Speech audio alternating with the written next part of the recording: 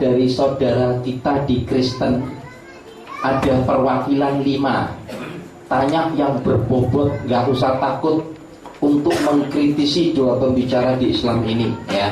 Saya minta baik perwakilan dari perempuan maupun laki, dari pihak saudara kita di Kristen 5, dari pihak saudara kita di Islam 5 ya.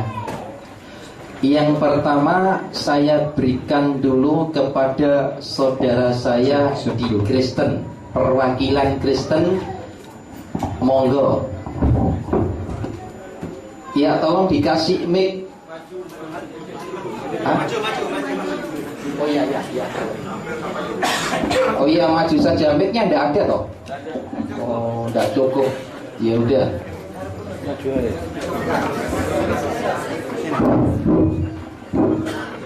Ya monggo, sebutkan nama dari gereja mana. Gak usah umur, gak usah RT, gak usah RW, gak usah lurah. Cukup nama sama gereja mana.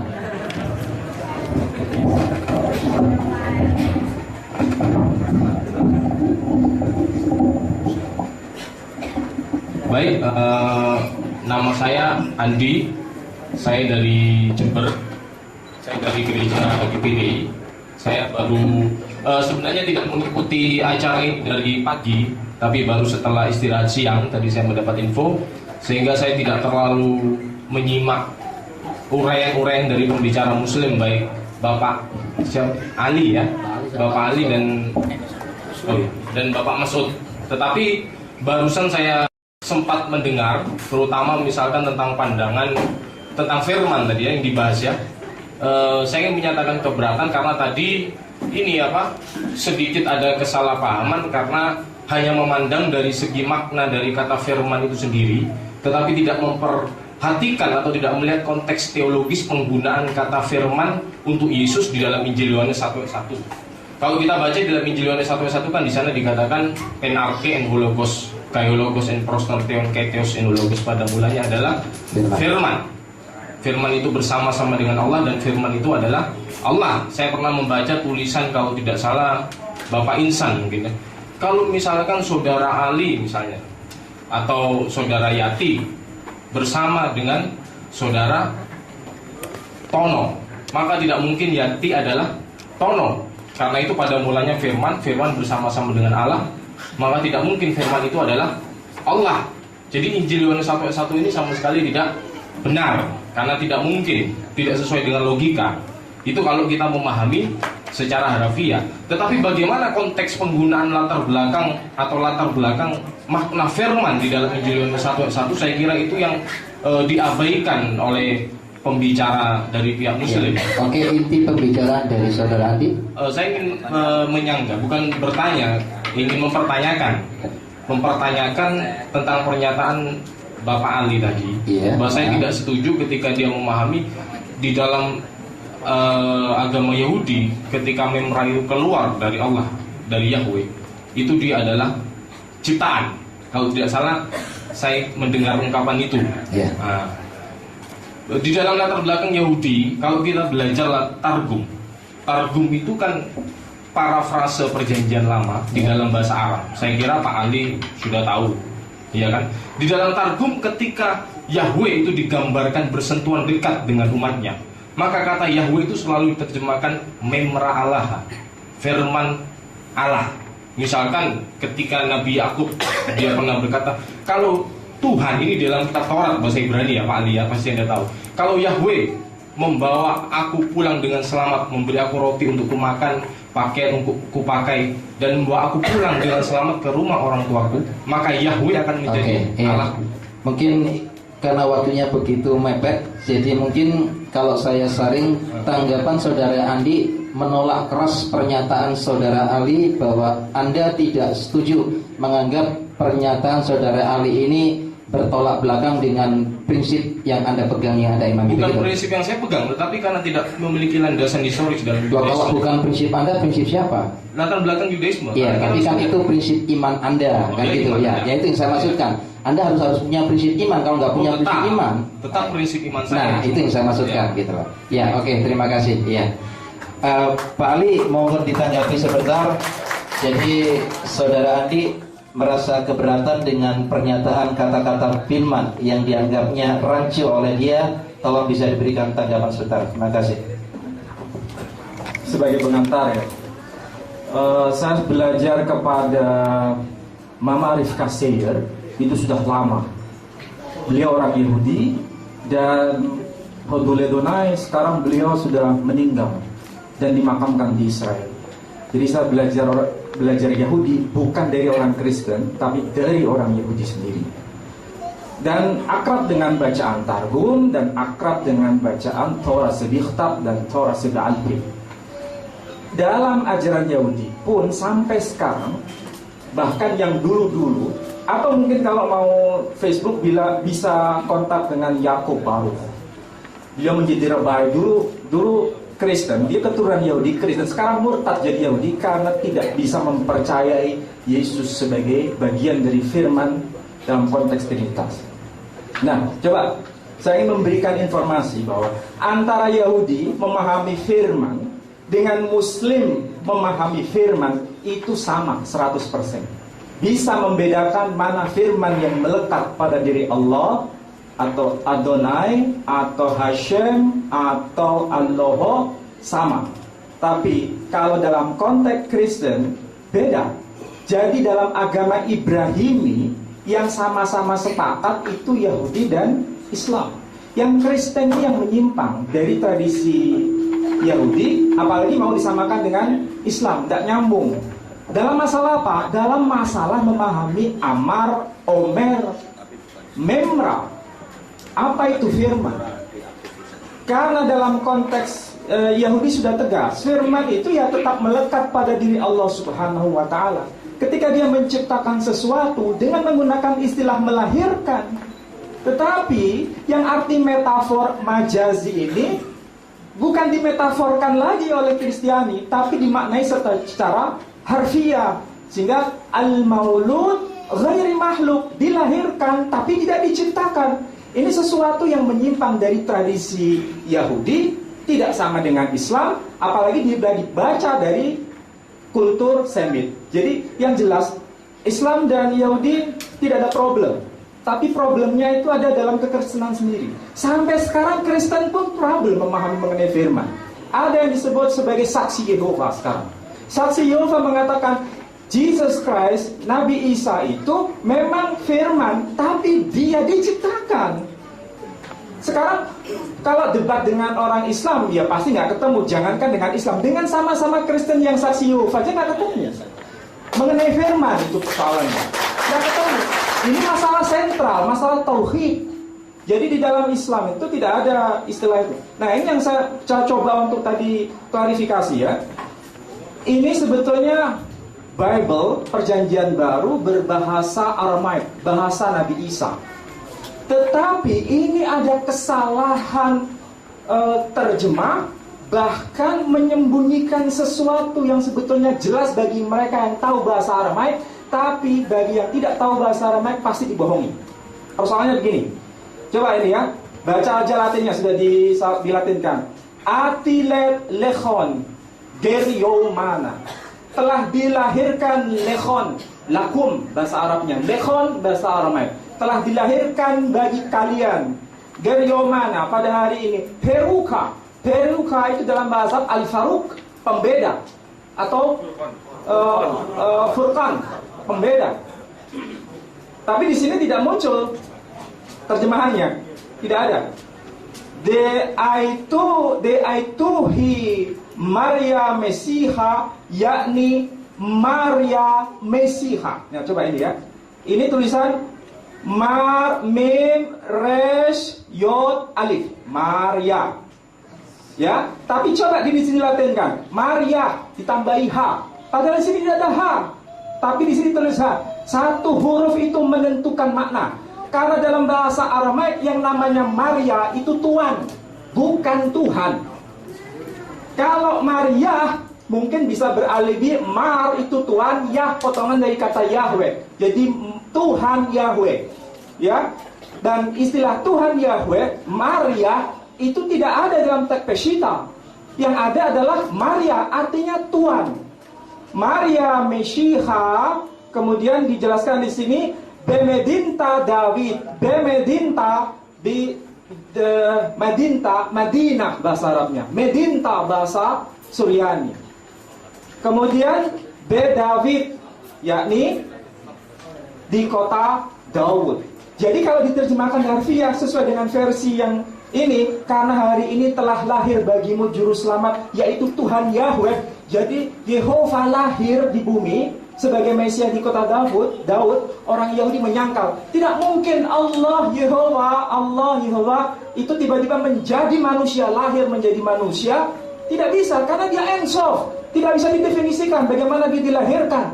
Tidak boleh dalam agama Yahudi. Dan Islam membenarkan argumen Yahudi, laqad kafarul ladzina qalu innallaha huwal masihu ibnu Maryam. Jelas sama dengan, tapi ini tidak jujur di sini. Disebut Maria, padahal seharusnya Maria. Ada satu, ya, nanti dilanjutkan.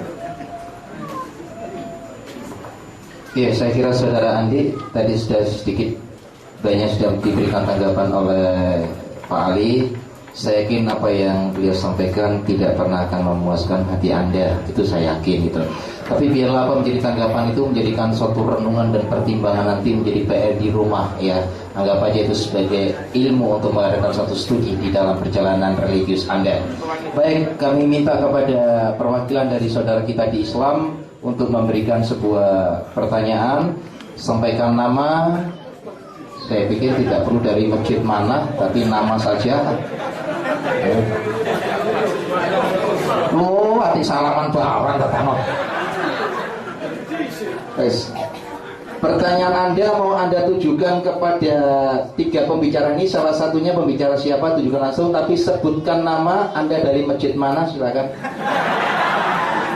Terima kasih. Assalamualaikum warahmatullahi wabarakatuh. Salam kepada Bapak Graha Victory dan Bapak Pendeta Dahari, juga Bapak. Ini mantan dari orang Kristen juga dah lo. Mau proses jadi pendeta nggak jadi ya gitu ya. Belajar ya. Betul, saya dulu Kristen, jadi sempat belajar di juga. Alhamdulillah saya mendapat hidayah dan masuk Islam. Untuk topik hari ini kelihatannya dibahas adalah, oh iya, mohon maaf ya, nama saya Edi Prayetno. Jadi kalau di Google ketik nama saya itu banyak tulisan saya, terutama untuk masalah debat-debat. Baik, terima kasih. Karena tadi sudah dibahas masalah Yohanes 1 ayat 1, karena itu adalah dasar dari akidah iman ke Kristiani, dan itu yang sering dipakai untuk apa? Kepegangan dasar. Tapi sayangnya dasar itu saya kira tidak kuat. Saya bertanya dulu kepada Bapak Victory dan Bapak David, apakah Yohanes 1 ayat 1 itu adalah firman dari Tuhan? Monggo dijawab.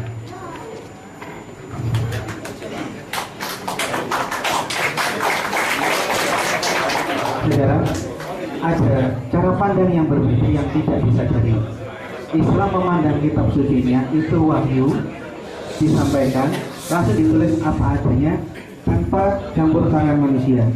Kristen tidak pernah dari aliran manapun, entah itu Ortodok, Katolik atau Protestan, menganggap kitab suci itu wahyu yang ditulis, yang disampaikan langsung dicatat. Berarti jawabannya jelas. Yohanes 1 ayat 1 bukan firman Allah. Itu adalah yang tulisan jelas aja. Sebentar. Gini, sebentar. Saya tengahi. Pertanyaan ini Saudara Gresia langsung jawab aja. Jadi Saudara Edi tanya, apakah Yohanes 1 ayat 1 itu adalah firman Tuhan atau tidak? itu adalah Torah Seba Albert.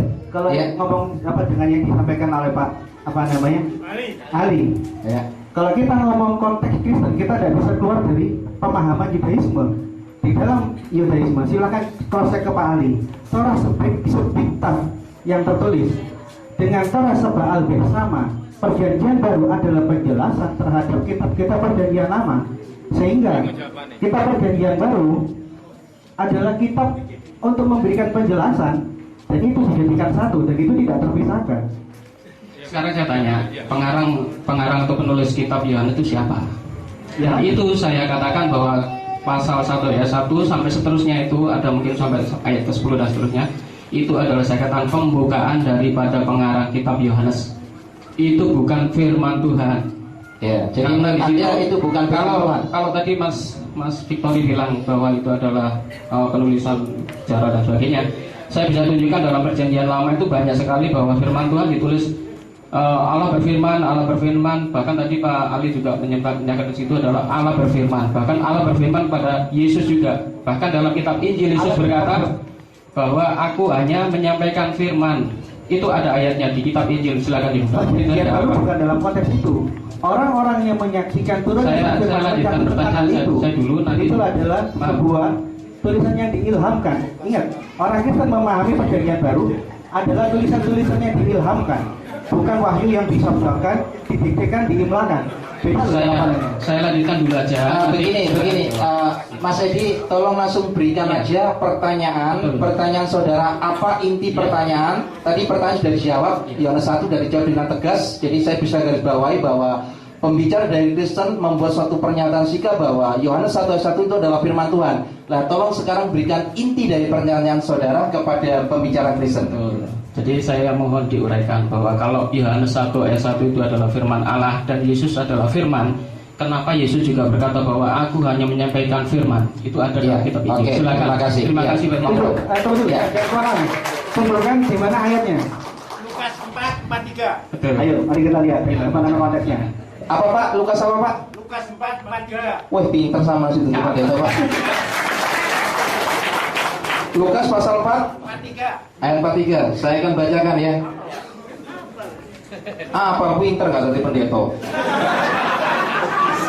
Dari banyak orang keluar juga setan-setan sambil berteriak, engkau adalah anak Allah. Lalu ia dengan dengan keras melarang mereka dan tidak memperbolehkan mereka berbicara karena mereka tahu bahwa ia adalah Mesias. Bukan. Ayat 43. Ayat 43. Dia salah baca. 43. Teruskan. Lukas berapa? 4 ayat 43. Ya, Lukas pasal 4 ayat 43. Iya. Iya, betul. Ini salah baca dia. Terus bacakan. Aku diutus untuk memberitakan. Loh, Bapak nggak keliru toh, Pak? Keliru mungkin itu. Lukas 3 ini enggak. Lukas 4 ayat 43 saya bacakan ya. Tetapi ia berkata kepada mereka, juga di kota-kota lain aku harus memberitakan Injil kerajaan. Tapi ingat, pengertian Injil Islam dengan pengertian Injil di dalam Kristen berbeda loh. Injil di dalam bahasa aslinya Evangelion. Aku memberitakan kabar baik apa? Tentang kasih karunia Allah untuk menyelamatkan dosa. Sedangkan pengertian Islam tentang Injil berbeda banget dengan Kristen. Injil dianggap sebagai buku, sebagai sesuatu yang disabdakan, diimlakan, tinggal dicatat. Itu tidak pernah terjadi di dalam sejarah kekristenan. Jadi ada salah memahami terjemahan. Kalau saya bukakan dalam perjanjian bahasa Yunaninya, Evangelion, pernyataan, kabar, berita baik. Bukan Yesus Saya nggak bahas masalah Injil, itu masalah firman aja. Jadi mungkin dicarikan ayatnya dulu. Tadi Bapak mungkin. Makanya saya tunjukkan ayatnya di mana. Begini, Mas Edi, Samen kan sudah bertanya ya. Samen kalau diisi terus kayak jongkok dolong, duduk saja. Pertanyaannya sudah selesai, masalahnya duduk saja sambil minum. Ya, monggo. Ya, jadi kayak gitu tak butuh ganteng kok tambahan. Ya, monggo. Maju. Korupsi sebentar sebelum kedua. Lukas pasal berapa? Sebentar Pak. Iya, Lukas pasal berapa Pak? Maju. Maju.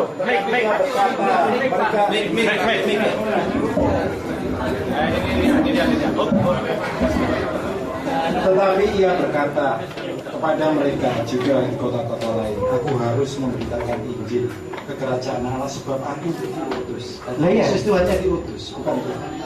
Itu yang diomongkan tadi oleh saudara saya yang Iya, tadi kan dibilang Yesus menyampaikan firman. Iya.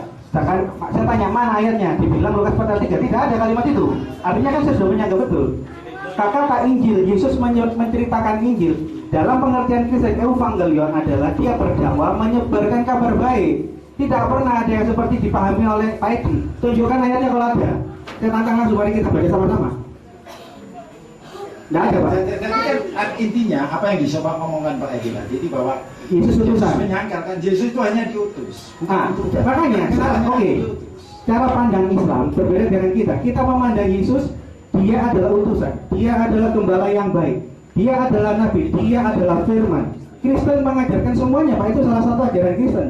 Sedangkan Islam menegasikan sifat ilahi yang diajarkan Kristus, diajarkan oleh ajaran Kristen sebagai logos dalam bentuk tunggal yang turun menjadi manusia. Oleh karena itu, kalau Anda memahami Kristen dari sudut pandang Islam, sama dengan saya memahami Kristen memandang Islam dari sudut pandang Kristen, itu akan terjadi aneksasi teologis. Oke, Sudah akan nyambung. Ketika sesuatu apapun diutus, maka itu sudah tidak merdeka. Ketika tidak merdeka, maka tidak bisa dipertuhankan karena hamba, kan gitu. Yesus kan mengaku sendiri, sehingga tidak mungkin apa yang kalau saya karyawan tidak bisa ngaku direktur karena saya masih diutus oleh direktur. Begitu juga dengan Yesus, dia mengaku sendiri. Oke. Ya. Terima kasih Bapak. Pertanyaan Bapak sudah selesai. Mohon duduk aja Bapak. Iya. Ya, mohon Pak Davi bisa memberikan tanggapan. Jadi inti yang tadi dipertanyakan oleh Bapak maupun tadi yang Mas Edi sampaikan, ya, dia itu menyangkal. Jadi Yesus itu kan yang diutus. Masa yang diutus itu kan yang dicipta? Berarti ada pencipta. Nah, berarti Yesus itu bukan Tuhan gitu loh. Nah, mohon Pak Davi bisa memberikan sedikit gambaran. Iya, terima kasih. Sebetulnya yang saya pahami tadi bukan arah ke situ. Karena apa? Ini hanya menyangkut redaksional. Kenapa saya ngomong itu? Ya sudah, jangan aku. Biarkan ini bicara dulu Pak Pendetanya. Pertanyaannya aneh. Anehnya di mana? Apakah itu firman Tuhan? Kan udah jelas kan. Lah saya juga bertanya, kalau seandainya Al-Quran itu adalah firman Tuhan, Allah yang berbicara directly, saya juga boleh bertanya, Ihdina sirotol mustaqim, tunjukilah kami jalan lurus. Loh kok Allah ngomong tunjukilah kami jalan yang lurus? Allah yang mana?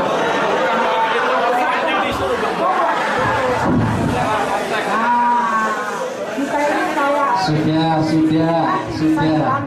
nanti bisa dibantah atau bisa koreksi saya. Ya, tidak menjadi masalah. Tolong saudara saya yang di Islam tetap berlapang dada. Injil boleh dikritisi, Al-Quran juga boleh dikritisi dong. Ya, nggak masalah. Tenang aja. Kedua, tetap berlapang dada. Monggo, Bapak. Kedua, Al-Quran juga pernah mencatat iblis berkata, kan gitu kan? Apakah itu firman Allah? Loh kok katanya iblis yang berkata?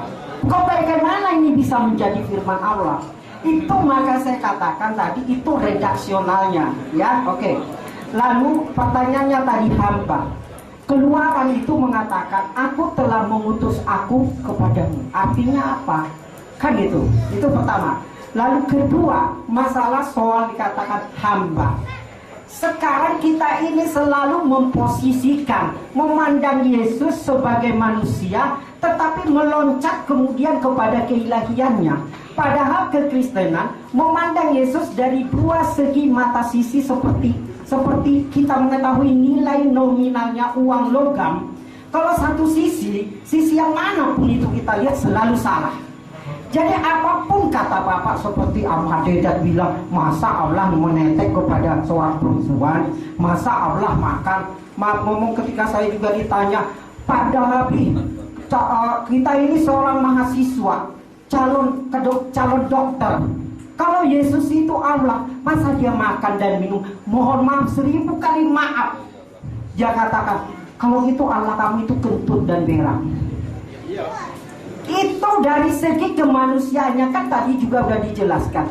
Bahkan dia yang dibunuh di dalam keadaannya sebagai manusia. Jadi tolong konteksnya, kalau Anda berbicara mau menyoroti Yesus sebagai manusia, memang dia adalah hamba, dia adalah nabi.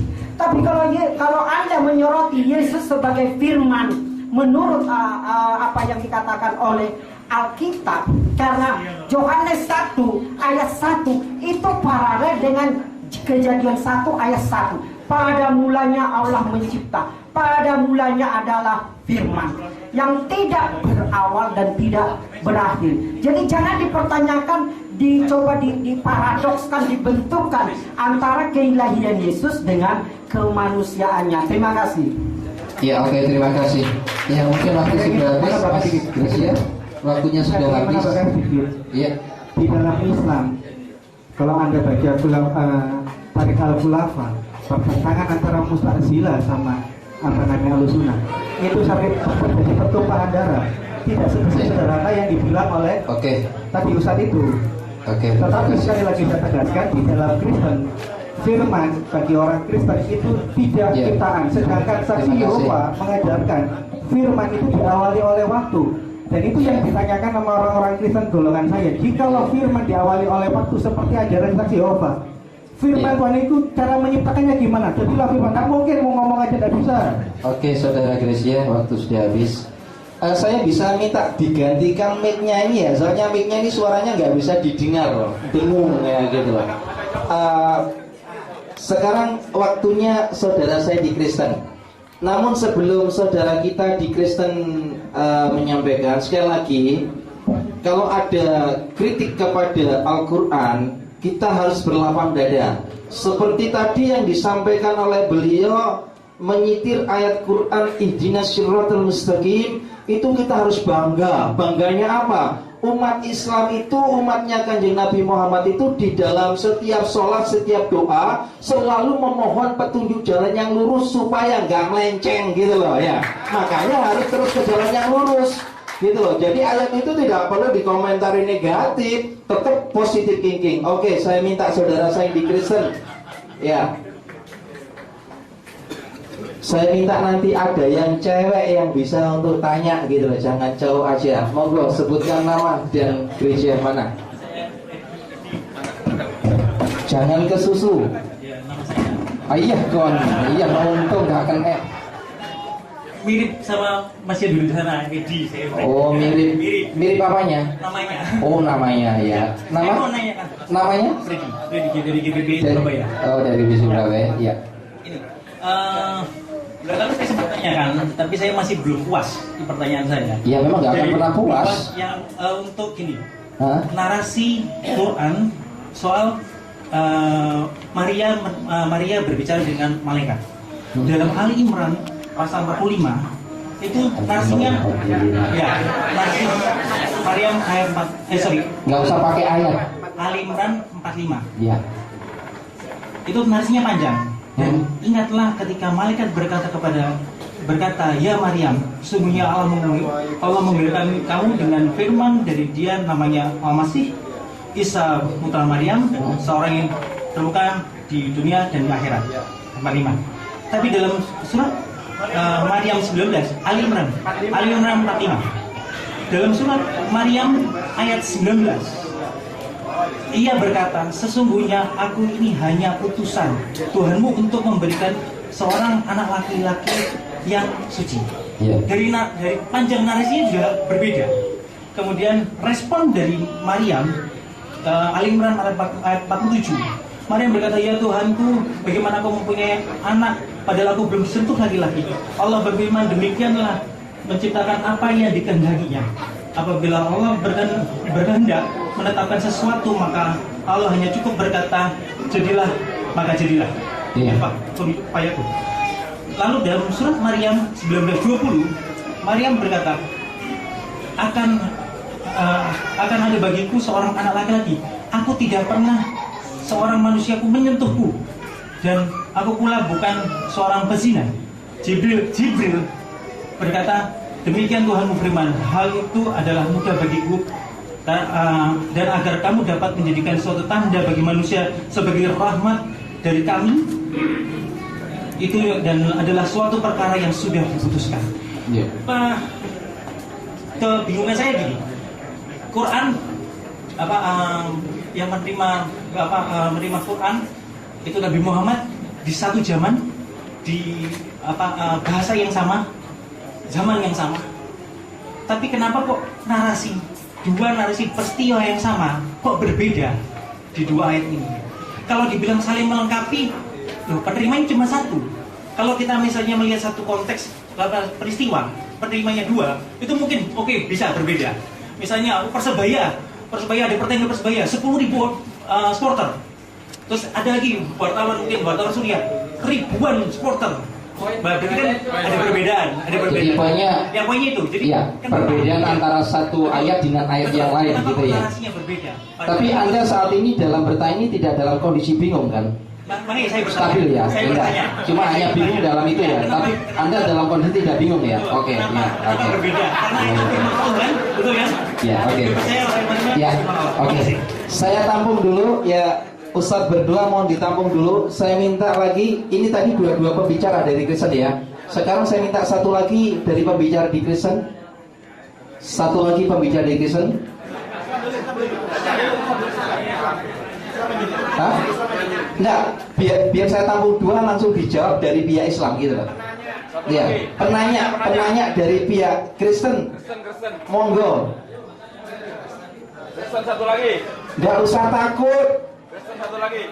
Ada saya Ali Magrus, nggak usah takut. Tenang aja, tak jogo karo malaikat kok. Wah, si lagi ini dadakno. Iki rupane muridé Bu Susan iki. Oh, baik.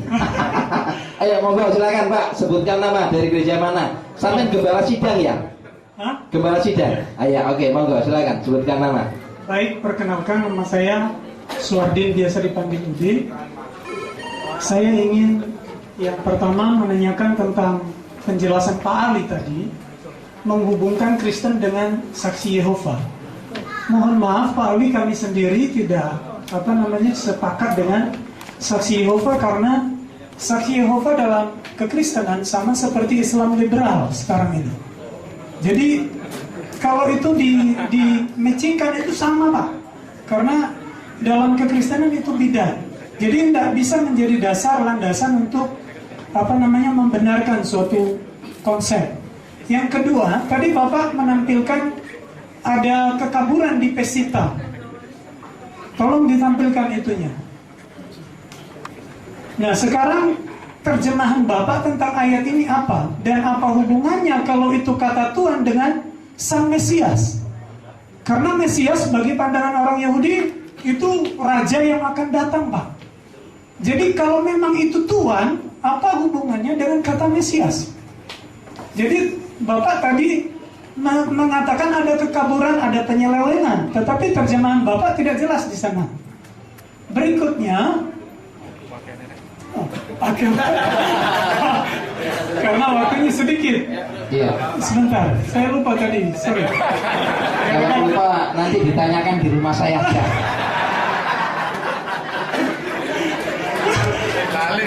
Iya, lupa gara-gara Bapak ini. Oke.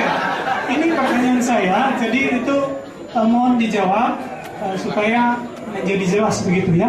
Terima kasih. Iya. Oke. Yang satu tadi bingung, yang sekarang lupa. Oh, aduh, Laskar Kristus itu tidak boleh lupa Pak. Harus siap tanggap. Oke, Pak Ali, Pak Masud, dari pertanyaan dua penanya tadi, ya, yang satu merasa rancuh ayat Quran dari satu ayat ke ayat yang lain yang seakan-akan itu tidak sinkron, dan ini tadi juga meralat apa yang disampaikan tentang ucapan dari Ustadz Ali tentang dunia Kristen dan saksi Yehova. Ya, mungkin ini ada sedikit miskomunikasi, salah kesalahpahaman tadi. Jadi mungkin monggo silakan diterangkan mungkin antara Ustadz Mazul dengan Ustadz Ali. Tolong waktunya jangan banyak-banyak, 2 menit saja karena kita dikejar oleh waktu. Monggo persilakan.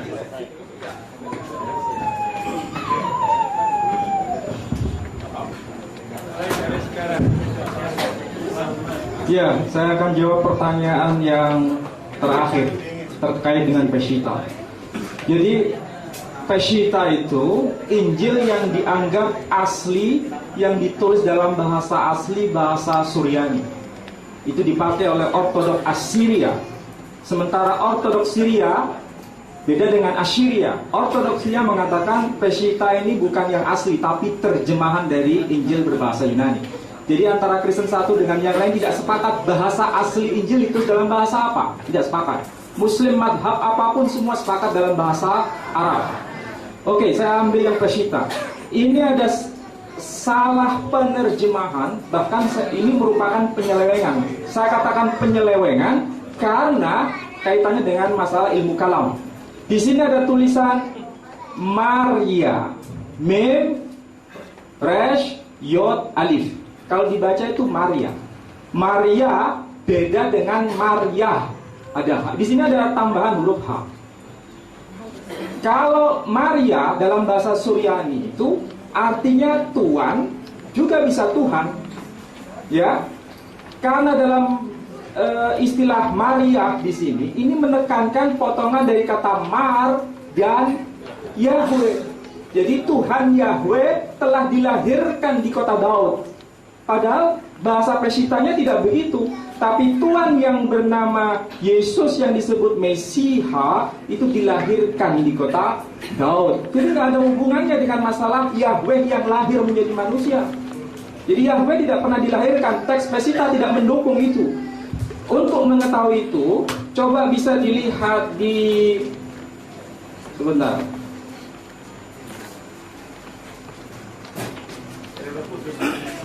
Kolose sebentar. Roma 16 ayat 6. Di situ juga ada kata Sha'elu be shlama de Maria. Artinya salam kepada Maria. Jadi kalau Maria di sini diartikan Tuhan, berarti Maria itu juga Tuhan Yahweh yang menjadi manusia. Itu problem. Karena istilah Maria bukan dari Mar Yahweh, tapi Maria satu kata itu dalam bahasa Pesita. Ini pengelabuan atau memang salah? Karena ini bukan terjemahan saya, ini terjemahan dari Dr. Yakub Sulistyo STHMA.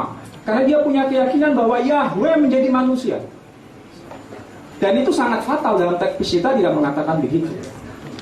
Saya kira itu jawaban yang ingin saya tegaskan di sana. Itu saja dulu, yang lain. Ya, sebagai bandingannya, kalau tadi tentang di surat Ali Imran ayat 45 dan seterusnya, dan dengan surat Maryam, itu juga di Bible ada bandingannya, yaitu yang di Matius, Markus, Lukas, dan Yohanes.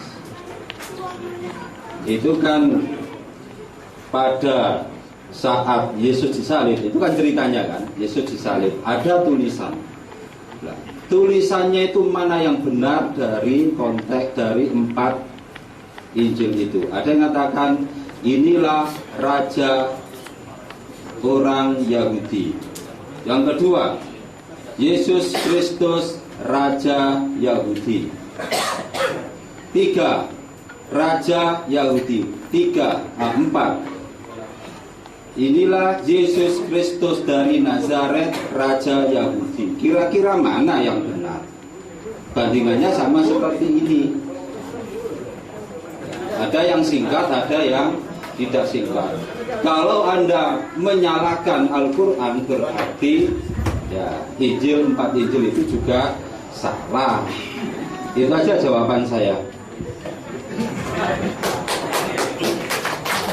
Ya, tadi sudah dijawab. Jadi kalau Anda menyalahkan dari 2 surah itu salah, menurut Ustaz Masud, Matius, Markus, Lukas, Yohanes itu juga salah juga gitu ya. Jadi salah kabeh malah nanti sing bener. Sing bener sing wong dikai hidayah karo Gusti Allah. Allahumma amin. Sekarang saya serahkan pada penanya di Islam.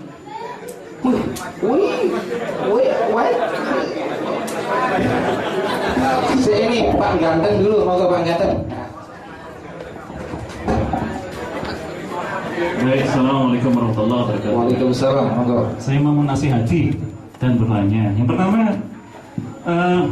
Chris, saya udah kenal dia sama dia, gampang aja. Chris, kamu tampil nanti bilang ini ditemukan Injil manuskrip Injil sejak abad 1. Maka tidak ada perubahan Injil dari sejak dulu sampai sekarang.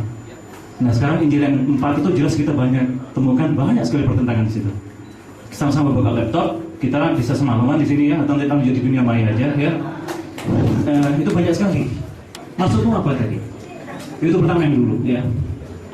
Kalau sudah kamu jawab, nanti saya tunjukkan kesalahan pola pikir insyaallah. Gitu. Bismillah. Saya tidak ada urusan apa, saya tidak berkepentingan dengan masalah Islam kok. Gitu. Cuman saya cuma menunjukkan aja. Gitu. Ya. Jadi pertanyaannya apa itu, Ustaz? Kenapa tadi dia bilang bahwa sudah ditemukan di abad pertama ada manuskrip ya? Iya. Dan itu tidak ada perubahan Injil dari itu sampai sekarang katanya ya. Di dalam sekolah teologi, Ya. kami selalu menggunakan yang namanya Novum Testamentum. Ya, saya tahu. Di mana varian-varian teks itu ada, tetapi itu beda koma atau perubahan gaya bahasa. Ya. Tidak ada perbedaan makna. Jadi jikalau ada seorang yang mengatakan Alkitab dipalsukan, berarti artinya ada suatu ayat yang dulu artinya begini menjadi artinya begitu. Kalau memang ada, tunjukkan. Di mana ada ayat yang dulunya begini, sekarang begitu. Bagi orang yang menuduh di dalam dunia hukum, Anda dituntut untuk melakukan suatu pembuktian. Dan saya bisa tunjukkan penemuan-penemuan. Bukunya saya tidak bawa. Yesus Papyrus, khusus kajian biblikal mengenai papirus. Kajian terakhir yang ditemukan itu dari abad pertama, dari tahun 80, dan tidak ada satu teolog dari kelompok paling liberal sekalipun yang menentang perhitungan bahwa ini dari tahun 80. Padahal menurut tradisi selama ini, sebelum penemuan ini, semua mengatakan Injil sudah ditulis tahun 60, autograf. Begitu ditemukan papirus dengan kode katalog P42, kode katalog P66, P72, semua mengatakan ini dari abad kedua awal, abad pertama akhir dan abad kedua awal. Semuanya tidak ada perubahan yang berarti, cuma perbedaan misalnya dalet, kalau ini di dalam perjanjian baru lama, huruf D terbaca R, kurang titik atau kurang iot, iotnya kurang ke bawah jadi terbaca nun. Itu kayak begitu, artinya kesalahan-kesalahan kecil karena zaman dulu tidak ada mesin cetak. Itu nulis kata per kata, huruf D itu sama dengan huruf R, hanya beda satu siku satu tumpul sudutnya, bentuknya serat gini loh. Itu yang ditemukan ditulis oleh siapa? Kenapa? Yang ditemukan di abad satu katamu tadi itu. Itu kode katalog P plus P42, P66, P72. Iya, tapi penulisnya siapa? Penulisnya siapa? Yang Injil yang menurutmu ditemukan tadi. Itu Injil Lukas sampai beberapa surat-surat Paulus. Betul. Terus papirus yang lain memuat dari tulisan papirus Paulus semuanya. Di papirus yang lain total dari tulisan-tulisan papirus yang ditemukan lengkap dari Matius sampai di Wahyu, semua sama. Dan sekarang dilihat perbedaan adalah perbedaan orang nulis nyalin tangan dengan tangan ini loh. Mengenai ayat-ayat ditambahkan? Ada semua. Itu ada varian. Varian dari? Contoh misalnya tentang Yohanes 1 tidak ada? Ada. Satu-satu? Ada. Oke, terus? Berapa lagi yang ditanyakan? Oke, Yohanes 1:1 itu kan tadi kita sepakat itu dari Yohanes ya? Iya. Oke. Apakah ada manuskripnya ada ditunjukkan? Yang di Novum ada. Novum apa? Saya tidak memahami kajian biblikal dengan segala kerendahan hati. Di dalam dunia Kristen itu ada 5.700 dokumen perjanjian baru bahasa Yunani. Ada berapa puluh ribu, totalnya 22.000 khusus manuskrip papirus dari abad pertama sampai abad kedua. Itu ada sekitar 300 sampai 400. Dengan segala kerendahan hati saya tidak paham dengan papirus, tetapi buku dari tulisan-tulisan orang yang mengkaji ini ada. Dan saya bisa buktikan apa yang diterjemahkan di sini sama dengan manuskrip abad 9, sama dengan manuskrip abad ke-5, sama dengan manuskrip Codex Vaticanus, Codex Sinaiticus, sama dengan manuskrip papirus abad pertama. Nah, itu tolong buktikan dulu, nanti kita ketemu lagi. Karena ada informasi lain. Saya rasa Mas Ali sudah punya bukunya Jesus Papyrus, tulisnya di Anaconda itu. Nah, itu ada. Sama-sama kolektor buku. Iya, dari saya. Ya, itu kemudian Anda tadi selalu mengatakan kalau memahami Kristen harus dengan tata cara Kristiani. Iya. Oke, kemudian kalau Islam jangan dibandingkan, ya. Kalau kami orang Islam, kami menganggap dengan dasar paling simpel Al-Mu'min ayat 78 bahwa tidak semua nabi itu disebutkan di Quran. Kemudian juga di di hadis ya, riwayat Ahmad bahwa ada 124.000 nabi. Kami mengatakan bahwa seluruh nabi sebelum Rasulullah SAW adalah nabi dalam Islam. Sementara kata Islam sendiri, katamu kan tidak mungkin dibanding-bandingkan ya. Kata salam itu banyak terminologi bahasanya. Ada salam sendiri dari nama itu cari di Muhammad ketika 5. Kemudian aslama menyerahkan diri di Ali Imran ayat 38. Terus istaslama taslim mustaslimun, penyerahan total. Artinya jangan menganggap bahwa agama Islam ini adalah hanya ansih bagi Arab. Mungkin inti pertanyaan. Intinya gini, kalau Anda mengatakan tidak boleh diperbandingkan, Apakah tidak diperbandingkan? Cara kita memandang agama orang lain harus dengan cara-cara seperti agama itu memandang. Nah, saya mengajak kita tinggalkan Islam dan Kristen dulu, bandingkan dengan sains. Setuju nggak?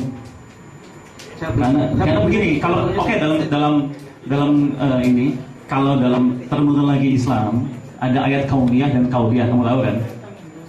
Kauliyah itu ada yang tertulis, yaitu di semua kitab Al-Quran, Injil, Zabur, Taurat. Dan kauniyah ini di seluruh dunia ada, yaitu di ayat fisika, kimia, biologi, segala macamnya. Enggak, gini konkret aja. Anda ingin menanyakan Saya apa? ingin membawa ini kenapa? Karena Anda mengklaim bahwa ini kan firman yang hidup.